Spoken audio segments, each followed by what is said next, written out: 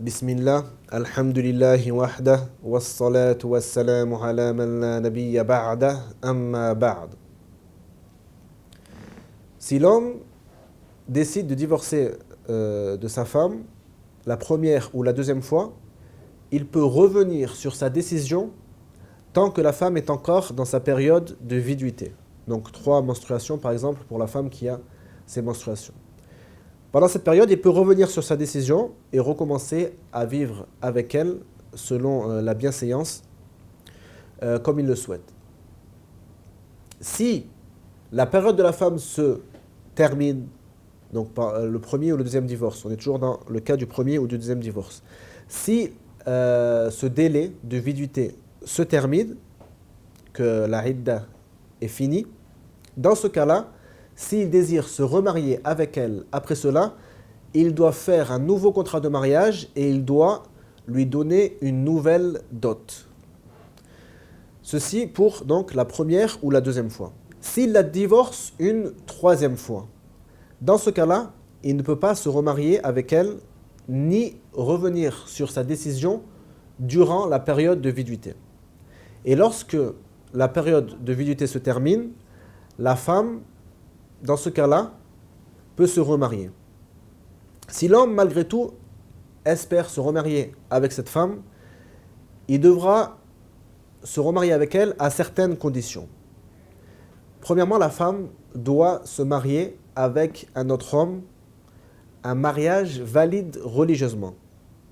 C'est-à-dire que ce mariage doit avoir pour intention la vie conjugale jusqu'à sans qu'il y ait de délai ou de période prédéterminée. Donc c'est un mariage. Elle, lorsqu'elle se remarie, elle espère rester avec le deuxième homme jusqu'à ce que mort s'en suive. Si ce deuxième homme désire la divorcer, après avoir consommé le mariage, bien sûr parmi les conditions, afin que ce mariage soit valide, il faut qu'elle consomme le mariage avec ce deuxième homme.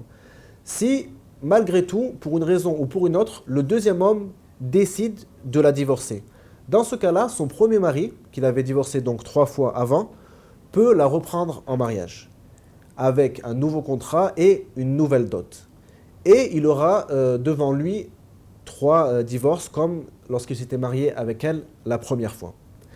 La sagesse de cela est le fait d'empêcher les hommes de divorcer plusieurs fois de leur femme et à chaque fois de revenir sur leur décision avant la fin de la période de viduité, car ceci cause du tort à la femme.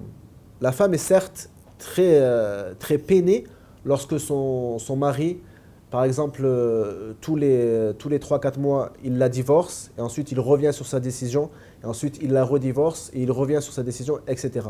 Lorsque l'homme sait qu'au bout de la 3e fois, il ne pourra pas revenir sur sa décision, cela va l'emmener à réfléchir et à ne pas la divorcer comme ceci juste pour lui faire du mal.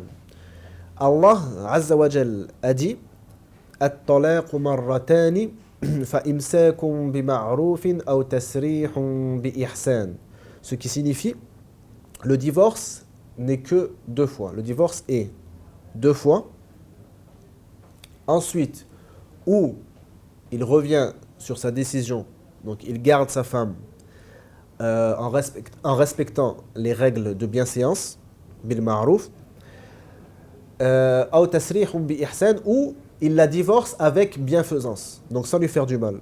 Il lui donne mut'atan al-mutallaqa, c'est-à-dire il lui donne de l'argent et il continue à lui donner sa nourriture et ses vêtements, etc. jusqu'à la fin de la période de viduité. Et après la fin de la période de viduité, il lui donne al-mut'a, donc de l'argent, ce qu'il peut pour aider sa femme à se refaire une vie après le divorce.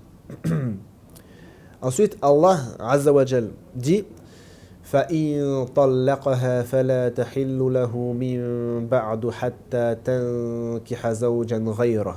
Ce qui signifie, s'il la divorce, donc c'est-à-dire la 3e fois, elle ne lui est plus licite jusqu'à ce qu'elle se marie avec un autre homme. Donc c'est-à-dire qu'elle se marie avec un autre homme et qu'il consomme le mariage.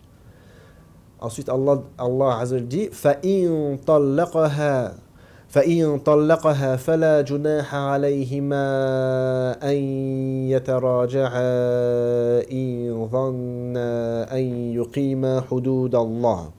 Ce qui signifie, si ce deuxième mari la divorce, alors il n'y a pas de mal au fait qu'ils reviennent, donc elle et le premier mari, qu'ils reviennent, donc se remarient, si ils pensent qu'ils vont respecter les limites d'Allah. Wallahu a'lam. Allahumma salli wa sallim ala nabiyyina Muhammad.